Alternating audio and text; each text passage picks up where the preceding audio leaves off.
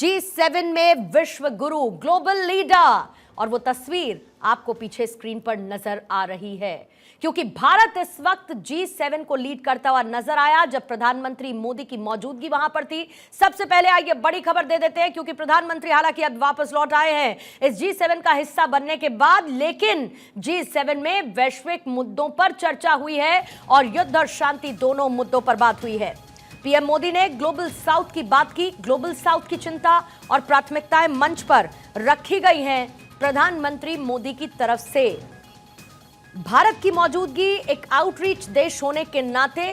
Global south की आवाज के तौर पर ग्लोबल साउथ के इश्यूज उस मंच पर रखने के लिए प्रधानमंत्री मोदी की मौजूदगी को पहले से ही इंपॉर्टेंट माना जा रहा था। इसके साथ ही कई द्विपक्षीय वार्ता प्रधानमंत्री की हुई और इसके साथ ही बाकी G7 देशों के साथ भारत के मजबूत होते संबंधों की भी तस्वीर G7 समिट से उभरकर सामने आई है। लेकिन सबसे बड़ी बात, युद्ध और शांति दोनों मुद्दों को लेकर इस दौरान बात की गई है और G7 समिट के बाद IMEC में आएगी तेजी, आर्थिक गलियारे का काम तेज होगा। G7 ने इंफ्रास्ट्रक्चर को लेकर प्रतिबद्धता जाहिर की है। AI के खतरों को काउंटर करने पर भी विचार हुआ है। आर्टिफिशियल इंटेलिजेंस और इसके साथ ही सबसे महत्वपूर्ण इंफ्रास्ट्रक्चर के लिहाज से आर्थिक गलियारा जिस पर काम तेज होगा, इसको लेकर भी अपनी प्रतिबद्धता जाहिर की गई है। G7 समिट में प्रतिबद्धता को दोहराया गया कि India middle east Europe economic corridor के काम में तेजी लाई जाएगी और इसके साथ ही आर्टिफिशियल इंटेलिजेंस के खतरों को भी केटर किया जाएगा, न सिर्फ इंफ्रास्ट्रक्चर के लिहाज से बल्कि आर्टिफिशियल इंटेलिजेंस यानी कि टेक्नोलॉजी के लिहाज से और उसकी वजह से उभरते चैलेंजेस को भी काउंटर करने पर इस दौरान विचार किया गया है। चर्चा की गई G7 में इन दोनों मुद्दों को लेकर, इसके साथ ही हिंद प्रशांत क्षेत्र उसको लेकर भी महत्वपूर्ण चर्चा G7 में की गई। लेकिन सबसे ज्यादा नजर प्रधानमंत्री की हुई द्विपक्षीय वार्ता पर है क्योंकि G7 का हिस्सा ना होने के बावजूद भारत को आमंत्रित किया गया था। प्रधानमंत्री नरेंद्र मोदी इसका हिस्सा बनने के लिए पहुंचे थे और इसके साथ ही वहां से जो तस्वीरें आई, एक ग्लोबल लीडर के तौर पर प्रधानमंत्री का वहां पर होना भारत को एक बार फिर से वैश्विक पटल पर मजबूत करता हुआ नजर आया है। हमारे साथ पूर्व राजनयिक जेके त्रिपाठी जी इस वक्त जुड़ चुके हैं। जेके त्रिपाठी साहब, आपका बहुत बहुत स्वागत करती हूँ। Very good evening. लेकिन सबसे पहले मैं बहुत गंभीर मुद्दों पर आपसे चर्चा करूं, सबसे पहले उस टीम मेलोडी का मैं आपसे जिक्र करना चाहूंगी क्योंकि उसकी चर्चा सोशल मीडिया पर हर जगह हो रही है। सबसे पहले आपका टेक, क्योंकि प्रधानमंत्री मोदी की तरफ से भी रीट्वीट किया गया जॉर्जिया मेलोनी के उस वीडियो को और उस पर उन्होंने लिखा है long live India Italy friendship. On a lighter note, क्या सोचते हैं आप इसको लेकर? देखिए, जॉर्जिया मेलोनी एक बहुत ही, जिसको आप अंग्रेजी में कह सकते हैं, बबली किस्म की लीडर है। बहुत ही आउट गोइंग, बड़े मतलब बातचीत को छुपाने वाली नहीं। तो उन्होंने मोदी जी के साथ सेल्फी ली, मोदी जी से गर्मजोशी से उन्होंने वो किया, नमस्ते किया। ये दिखाने की कोशिश है कि भारत और इटली कितने नजदीक हैं और ये दिखाने में वो सफल रही हैं। ये वो जमाना नहीं है जब इटली के साथ रिश्तों पे तंज किया जाता था, इटली के साथ रिश्तों पे सवाल किया जाता था। अब मोदी और मेलोनी के बीच में जो केमिस्ट्री है वो साफ जाहिर, और सिर्फ मोदी और मेलोनी के बीच में नहीं, मेलोनी ने देखिए और सभी का भी बड़े गर्मजोशी से स्वागत किया है। लेकिन ये मोदी का इसलिए कि मोदी जी के साथ उनके ये एक साल में 5वीं मीटिंग है शायद, और इसलिए भी कि मोदी जी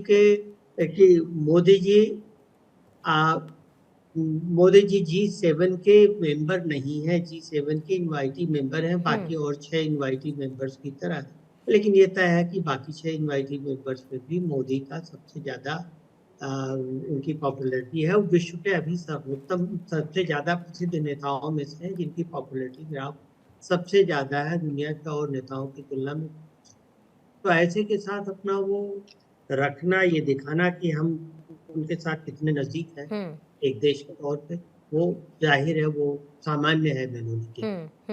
बिल्कुल। और जाहिर बात है कि भारत भी इटली और साथ ही भारत के रिश्ते जिस तरीके से मजबूत हो रहे हैं और जो तस्वीरों के जरिए नजर आ रहा है, सोशल मीडिया पर भी उसकी एक्सेप्टेंस बहुत ज्यादा नजर आ रही है। लेकिन इसके साथ साथ एक सवाल हर जगह है त्रिपाठी सर, और उसको लेकर मैं आपसे एक छोटा सा ब्रीफ, और उसके बाद इस G7 से भारत क्या उम्मीद करे, निकल कर क्या सामने आए, किन मुद्दों पर चर्चा हुई, ये सब समझने की कोशिश करूंगी। लेकिन सब एक बात पूछ रहे हैं हर जगह कि अगर भारत G7 का हिस्सा नहीं है, G7 में शामिल देश नहीं है, तो बार बार भारत को निमंत्रण क्यों मिलता है G7 में शामिल होने के लिए? और 2003 से इसकी शुरुआत हुई थी और आज हम 2024 की बात करें जिसमें खुद प्रधानमंत्री मोदी कई बार G7 का हिस्सा बन चुके हैं। देखिए, पिछले 21 साल में भारत 9 बार यहाँ पर शिरकत कर चुका है, मेंबर न होने के बावजूद। 2003 में, जैसे कि आपने कहा पूर्णिमा, पहले अटल बिहारी वाजपेयी जी गए थे, उसके बाद 4 बार डॉक्टर मनमोहन सिंह अपने प्रधानमंत्री के काल में गए, और ये 5वीं बार मोदी जी जा रहे हैं प्रधानमंत्री के तौर पर। तो इसलिए भी ज्यादा है, तो इसलिए भी ज्यादा महत्वपूर्ण हो जाता है ये इसमें शिरकत करना, भारत के लिए ही नहीं बल्कि विदेशों के लिए भी, बल्कि G7 के लिए। एक तो ये कि भारत जो है अभी ग्लोबल साउथ का रिप्रेजेंटेटिव है, ग्लोबल साउथ का स्पोक्स पर्सन है, जो कि दुनिया के विकासशील और अविकसित या विकसित देशों का ग्रुप। और दूसरी ओर भारत एक सबसे बड़ी इकोनॉमी है, जो कि G7 के 3 और देशों की तुलना में भारत की इकोनॉमी ज्यादा है। भारत अभी दुनिया में 5वीं सबसे बड़ी इकोनॉमी बन गया। तो ऐसे में एक ऐसा देश जो कि इसका प्रवक्ता है, इसका ग्लोबल साउथ का, वो सबसे अमीर देशों की, सबसे ज्यादा इंडस्ट्रियलाइज्ड देशों के उसमें भाग ले रहा है, तो उनकी बात यहाँ इंडस्ट्रियलाइज्ड देशों तक पहुंचाने का एक बहुत बड़ा साधन है। बाकी और जो मेंबर्स हैं, देखिए, जो अभी नॉन मेंबर्स हैं, इंडिया हुआ, ब्राजील, इंडोनेशिया, वियतनाम, ऑस्ट्रेलिया और रिपब्लिक ऑफ कोरिया, दक्षिण कोरिया, कोमोरोस एंड कुक्स आइलैंड, इसमें किसी भी की इकोनॉमी भारत की इकोनॉमी के नजदीक नहीं है। तो इस दृष्टि से भारत भले G7 का ऑफिशियल मेंबर न हो और उसमें वोटिंग न कर सकता हो, लेकिन भारत को G7 में बुलाया जाना ये इस बात का प्रतीक है कि सारी दुनिया इस बात के महत्व को समझ रही है कि भारत की अब कितनी इम्पोर्टेंट, भारत अब विश्व पटल पे कितना बड़ा देश बन के उभरा। पहले हम क्षेत्रीय पटल पे थे, रीजनल पावर थे, अब हम विश्व पटल पे हैं। हमारी बात न सिर्फ सीरियसली सुनी जाती है बल्कि अक्सर मानी भी जाती है और उस पर गहन विचार भी होता है। तो ये हमारे लिए भी बहुत अच्छा है, G7 के लिए भी अच्छा है कि उसको विश्व के सबसे बड़े लोकतंत्र की बातें सुनने का मौका and I must mention Tripathi sir, क्योंकि इससे पहले हमने देखा था ये जो G7 का जो ग्रुप है,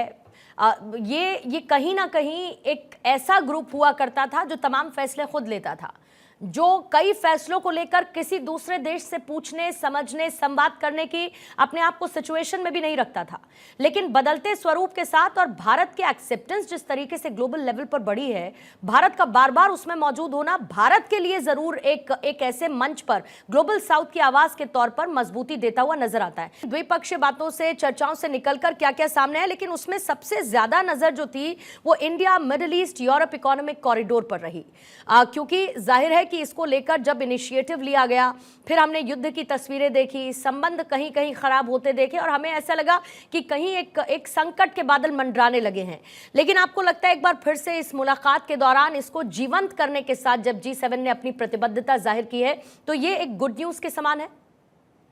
बिल्कुल पूर्णिमा, ऐसे समय आप सही कह रही हैं कि ऐसे समय में जब मिडिल ईस्ट में क्राइसिस चल रही है, जब वहाँ पे तनाव बल्कि युद्ध की स्थिति है और वहाँ पर ये लग रहा था कि ये प्रोजेक्ट जो है खटाई में पड़ जाएगा, ऐसे समय में G7 में विभिन्न नेताओं से मुलाकात करके और इंडिया मिडिल ईस्ट कॉरिडोर, तो मिडिल ईस्ट यूरोप कॉरिडोर को फिर से उसके बारे में बात करना, ये इस चीज का संकेत देता है कि अभी भी यूरोपियन कंट्रीज के मन में इस कॉरिडोर को लेकर के प्रतिबद्धता है। और चूंकि इटली उसका लास्ट डेस्टिनेशन रहेगा, इसलिए ये उम्मीद की जाती है कि ये इस कॉरिडोर पे फिर अभी और तेजी से काम होगा। और जैसे ही स्थिति, अभी तो तेजी से काम होगा, लेकिन जैसे ही स्थिति सामान्य होने के करीब होगी मध्य पूर्व में, वैसे ही इसमें अरब देशों की ओर से भी और बहुत सहयोग में तेजी की जाए। जी, जितनी भी बायलैटरल टॉक्स रही हैं त्रिपाठी सर, उसमें सबसे ज्यादा आपकी नजर कौन से देश के साथ हुई द्विपक्षीय वार्ता पर रही और क्यों? सबसे ज्यादा अगर आउटकम किसी देश के साथ द्विपक्षीय वार्ता से एक्सपेक्ट करते हैं तो वो कौन सा देश है और क्यों? देखिए, इटली के साथ जो हमारी वार्तालाप हुई, इटली के साथ हमारे संबंधों में कोई खराबी नहीं है। संबंध इटली के साथ हमारे सुचारू रूप से आगे बढ़ते रहे हैं। हमारे साथ जो बात हुई है ब्रिटेन की, सुनक के साथ, उसमें देखिए सुनक ने ये कहा है, भले ही उनकी सरकार अभी खतरों में घिर रही है, भले ही उनके ऊपर भी इलेक्शन का संकट मंडरा रहा है, लेकिन उन्होंने ये कहा है कि हम फ्री ट्रेड एग्रीमेंट को हम जल्दी से जल्दी लाना चाहेंगे, क्योंकि ये एक ऐसी चीज है जो ब्रिटेन के साथ काफी सालों से अटकी हुई है। और एक बार अगर वो आ जाएगी तो आप समझिए कि ब्रिटेन में भारत की 1000 से ज्यादा कंपनियां हैं, और एक बार अगर वो आ जाएगी तो दोनों देशों के बीच में व्यापारिक रिश्ते ज्यादा स्मूथ हो जाएंगे, उनमें स्नेह लग जाएगा। इसके साथ साथ फ्रांस के साथ जो हमारी बातचीत हो रही है, इमैनुअल मैक्रोन के साथ डिफेंस के समझौते फ्रांस के साथ हमारे लिए बहुत महत्वपूर्ण है, और उसके बारे में हम आगे बढ़ रहे हैं। जापान के साथ, जैसे आपने बताया कि जापान के साथ ये निवेश और मुंबई अहमदाबाद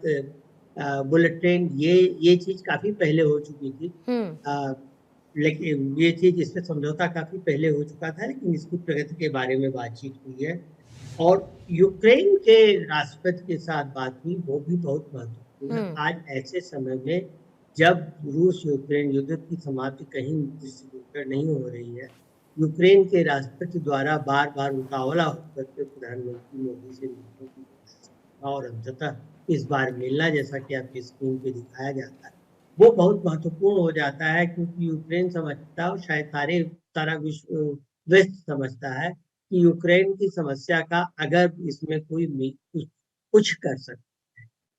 हालांकि हमारी पॉलिसी डायरेक्ट मेडिएशन की, इंटरवेंशन की नहीं है, तो लोगों को ये मानना है कि शायद मोदी की वजह से कुछ, क्योंकि मोदी क्योंकि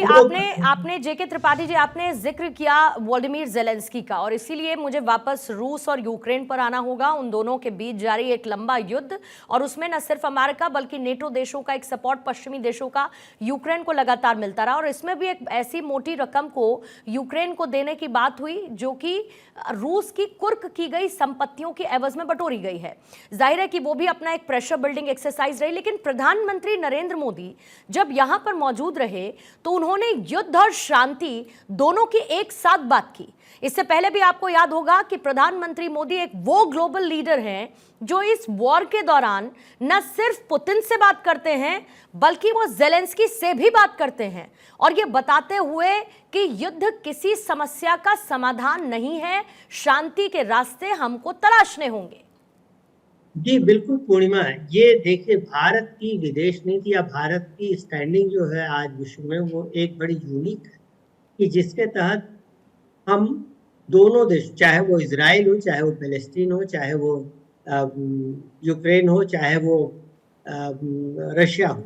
दोनों के साथ हमारे संबंध बहुत अच्छे हैं। और दोनों के साथ ही संबंध हमारे अच्छे होने की वजह से ही यह है कि दोनों पक्ष हमारा बराबर सम्मान करते हैं। और ये चीज मैं आपको बता दूं, पिछले 9 साल पहले, शायद 8 या 9 साल पहले, आपको याद होगा जब एक बार नेतन्याहू यहाँ आए थे तो बड़ा हल्ला मचा था कि नेतन्याहू आ रहे हैं, अब हमने अरब देशों को नाराज कर लिया, फिलिस्तीन नाराज हो जाएगा। लेकिन उसके ठीक 1 महीने बाद फिलिस्तीन के राष्ट्रपति अब्बास भी यहाँ पर पधारे थे। तो इसका मतलब हम युद्धरत पक्षों को ये विश्वास दिलाने में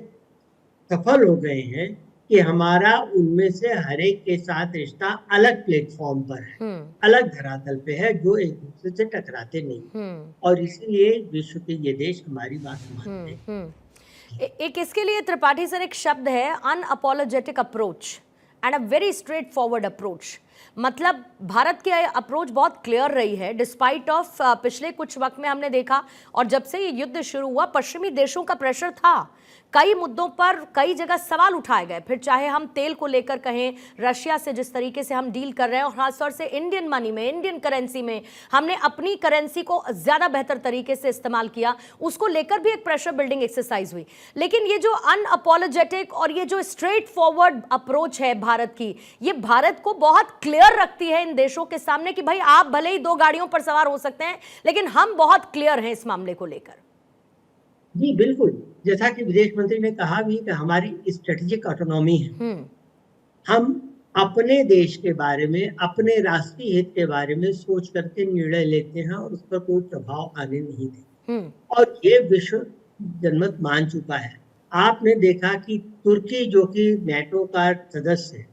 तुर्की ने जब रूस से कुछ साल पहले S-400 missile, anti missile system लिए थे, तो अमेरिका ने उस पर प्रतिबंध लगाया। अमेरिका ने ईरान पर प्रतिबंध लगा दिया, लेकिन ईरान,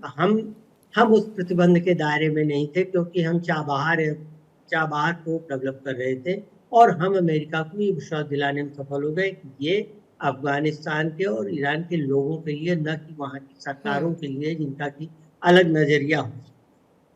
मैं उस बात पे फिर आता हूँ कि तुर्की पर अमेरिका ने प्रतिबंध लगा दिया, लेकिन हमने रूस से न सिर्फ S-400 लिया, बल्कि तेल लिया, क्रूड ऑयल न सिर्फ लिया, उसको रिफाइन करके इनको बेचा भी। लेकिन अमेरिका ने अभी तक हमारे ऊपर प्रतिबंध नहीं लगाया। तो रूस और अमेरिका दोनों ये बात समझते हैं, रूस और नाटो दोनों ये बात समझते हैं कि भारत का महत्व कितना है, क्योंकि एशिया में चीन को काउंटर करने के लिए अमेरिका या पश्चिम को भारत की आवश्यकता अपरिहार्य है, और इसी तरह से एशिया में अमेरिका का प्रभुत्व न बहुत बढ़ने देने के लिए रूस के लिए भारत की निकटता अपरिहार्य है। तो इसलिए अभी तो हम ऐसी स्थिति में कि हमारे दोनों हाथ में लड्डू है, बिल्कुल, हाँ। और उम्मीद रहेंगे, और ये रहेंगे क्योंकि हमारी नीति उसी तरीके की है और उसी नीति के साथ हम चल रहे हैं। बहुत बहुत शुक्रिया